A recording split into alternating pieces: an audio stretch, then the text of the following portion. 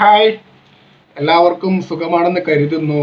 നിങ്ങൾ ഈ പുര കത്തുമ്പോൾ വായ വിട്ട് എന്ന് പറയുന്ന ഒരു പഴഞ്ചൊല്ല് കേട്ടിട്ടുണ്ടോ? എന്നാൽ ശരിക്കും ഇരുന്ന് കണ്ടോളി. അതായത് റംസിയുടെ വീട്ടുകാരെ പറ്റിച്ചിട്ട്, റംസിയുടെ പേര് പറഞ്ഞിട്ട് ചില ആളുകൾ പണം തട്ടുന്നു. അവരുടെ അക്കൗണ്ടിലേക്ക് മറ്റുള്ളവരോട് പറഞ്ഞിട്ട് ഇത് റംസിയുടെ വീട്ടുകാർക്ക് വേണ്ടിയിട്ടാണ്, അവർക്ക് കേസ് നടത്താൻ വേണ്ടിയിട്ടാണ്, വീടുണ്ടാക്കാൻ വേണ്ടിയിട്ടാണെന്ന് പറഞ്ഞിട്ട് ചില ആളുകൾ അവരിപ്പോൾ എന്താ വിളിക്കേണ്ടതെന്ന് എനിക്കറിയാം, പക്ഷെ കുറച്ചൊന്ന് കൺട്രോൾ ചെയ്യണേ.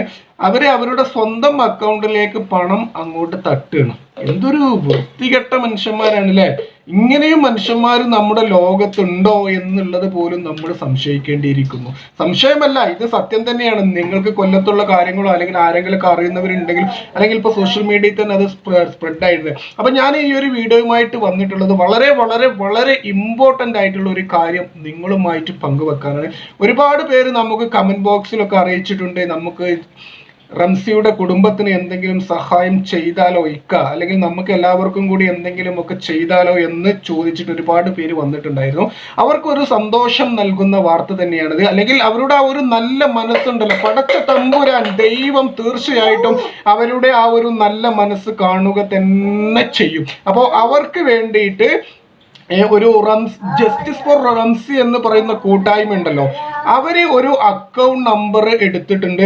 അവരുടെ ഉമ്മാന്റെ പേരിൽ, നദീറ എന്നാണ് ഈ പറയുന്ന റംസിയുടെ ഉമ്മാന്റെ പേര്, അവരുടെ പേരിൽ ഒരു അക്കൗണ്ട് ഉണ്ടാക്കിയിട്ടുണ്ട്. അപ്പൊ ഇവര് ഓൾറെഡി പറഞ്ഞിട്ടുണ്ട്, വേറെ ഒരു അക്കൗണ്ട് നമ്പറിലേക്കും, വേറെ ആര് പറഞ്ഞാലും വേറെ ഒരു അക്കൗണ്ട് നമ്പറിലേക്കും നിങ്ങൾ പണം അയച്ചു കൊടുക്കരുത് എന്ന് ഇവർ ആണയിട്ട് പറയുന്നുണ്ട്. അപ്പൊ ഇവരുടെ ഉമ്മാന്റെ അക്കൗണ്ട് നമ്പർ ഞാനിവിടെ കാണിക്കുന്നുണ്ട്. ഇത് എല്ലാവരും ഒന്ന് നോട്ട് ചെയ്യുക. ബാങ്കിന്റെ ഡീറ്റെയിൽസും എല്ലാ കാര്യങ്ങളും ഉണ്ട്. ഈ ഒരു അക്കൗണ്ട് നമ്പറിലേക്ക് മാത്രം അയക്കുക. വേറെ ഒരു അക്കൗണ്ട് നമ്പറിലേക്കും പണം അയച്ചു കൊടുക്കരുത്. ആര് എന്തൊക്കെ പറഞ്ഞാലും ആ ഒരു അക്കൗണ്ടിലേക്ക് പണം അയച്ചു കൊടുക്കാനേ പാടില്ല. ഞാൻ തന്ന നമ്പറിലേക്ക് മാത്രം. കഴിയുന്നവർ പണം അയച്ചു കൊടുക്കുന്നതിന് മുന്നേ റംസിയുടെ വീട്ടുകാരുമായിട്ടൊന്ന് കോണ്ടാക്ട് ചെയ്യാൻ ശ്രമിക്കുക.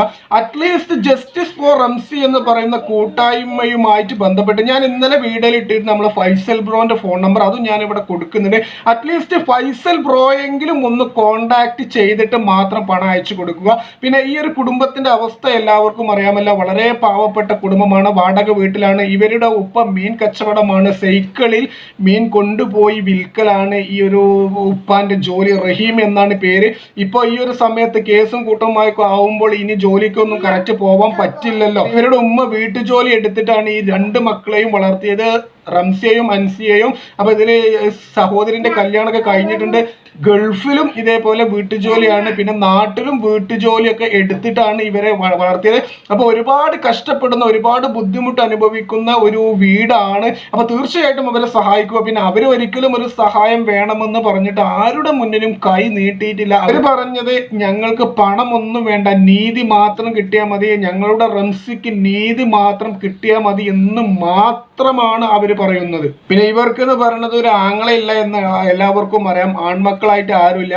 പിന്നെ ഈ ഉന്നത ബന്ധം അതും ഇവർക്കില്ല. പക്ഷേ ഹാരിസും വലിയ ഉന്നത ബന്ധമൊന്നുമില്ല, കുറെ ഡയലോഗ് മാത്രമേ ഉള്ളൂ, കുറെ തൊള്ളോണ്ട് ബടായി പറയണ മാത്രമേ ഉള്ളൂ. പക്ഷെ സീരിയൽ നടിക്ക് അത്യാവശ്യം കോണ്ടാക്ട് ഉള്ളത് എല്ലാവർക്കും അറിയാം, ഉന്നതകരുമായിട്ട് ബന്ധമുണ്ട് എന്ന് അറിയാം. അപ്പൊ അവര് ആ ഒരു വഴിക്കും ശ്രമിക്കുക തന്നെ ചെയ്യും. നമ്മളെ കൊണ്ട് കഴിയുന്നത് നമ്മളും ചെയ്യുക. അവസാനം വരെ റംസിക്ക് നീതി കിട്ടുന്നത് വരെ പോരാടുക.